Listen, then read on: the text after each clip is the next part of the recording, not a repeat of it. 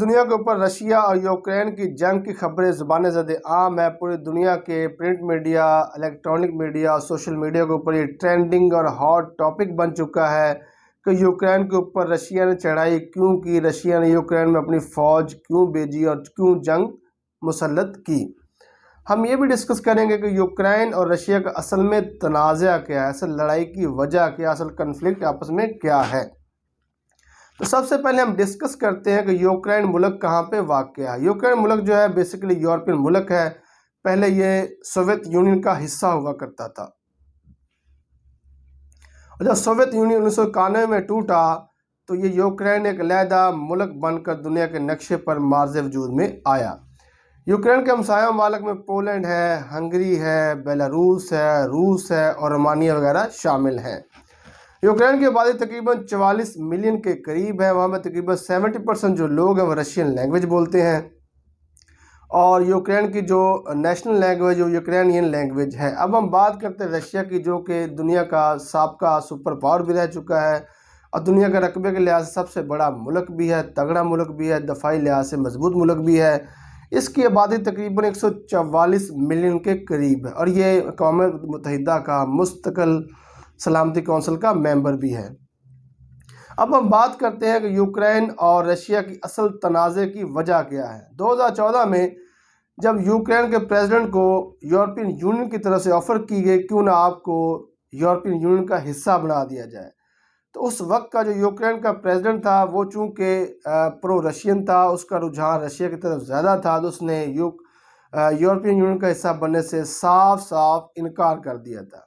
और जब ये खबर यूक्रेन की आवाम को पता चली तो वह एहतजाज करते करते सड़कों पे आ गई और जब उन्होंने सख्त गीर एहतजाज किया तो यूरोपियन ममालिक की एजेंसियों ने और अमेरिका की एजेंसियों ने और इसराइल की एजेंसी ने फंडिंग करना शुरू कर दी और एहतजाज इतना फैला कि यूक्रेन के प्रेसिडेंट को बिलाखिर रिज़ाइन करना पड़ा।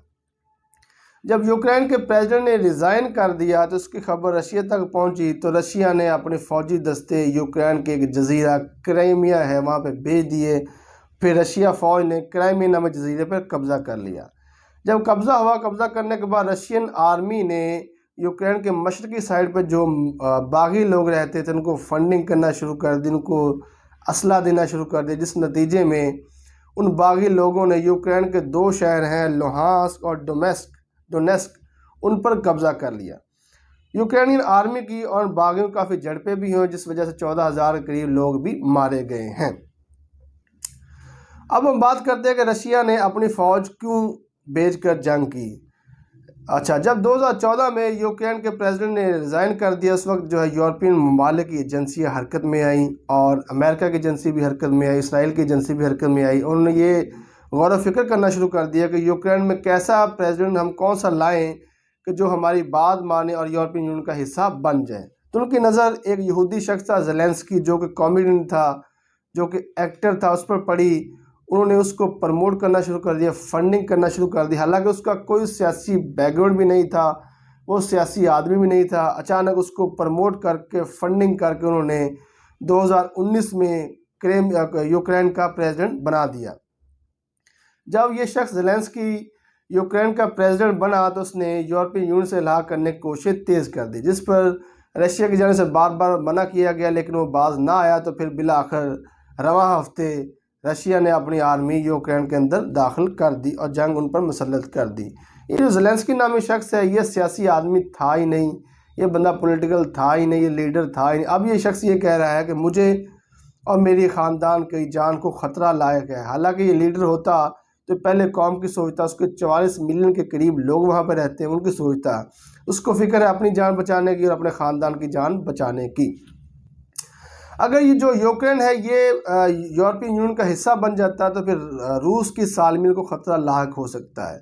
फिर सारे यूरोपियन ममालिक के जो नेटो के मेंबर है, फिर यूक्रेन भी नेटो का मेंबर बन जाएगा और फिर दफाई लिहाज से मजबूत बन जाएगा। और जब ये मजबूत होगा तो ज़ाहिर बात है रूस की सालमियत को ख़तरा होगा। जब रूस की सालमियत को ख़तरा होगा तो जनूबी एशिया की सालमियत को भी ख़तरा होगा, चाइना को भी ख़तरा होगा और फिर सी पैक का मनसूबा भी ख़तरे में पड़ जाएगा, पाकिस्तान को भी ख़तरा लायक होगा।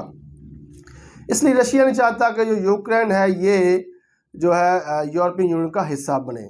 अब हम बात करते हैं क्या अब तीसरी जंग अजीम हो सकती है या नहीं हो सकती? तो इसका जवाब है बिल्कुल नहीं जी। थर्ड वर्ल्ड वार बिल्कुल नहीं अभी हो सकती, क्योंकि यूक्रेन अभी जो है ये यूरोपियन यूनियन का हिस्सा बना नहीं है। बनना तो चाह रहा है लेकिन बना नहीं है। जब बना नहीं है तो नेटो की फ़ौज हरकत में भी नहीं आएगी। जब नेटो की फ़ौज हरकत में नहीं आएगी तो रूस की जंग भी और यूरोपियन वाले के साथ नहीं होगी। जब जंग भी नहीं होगी तो फिर ये वर्ल्ड वार कैसे हो सकती है? वर्ल्ड वार तब भी हो सकती है जब जो रूस है वो यूरोपियन यूनियन के किसी मुल्क पर हमला करता है या जंग करता है।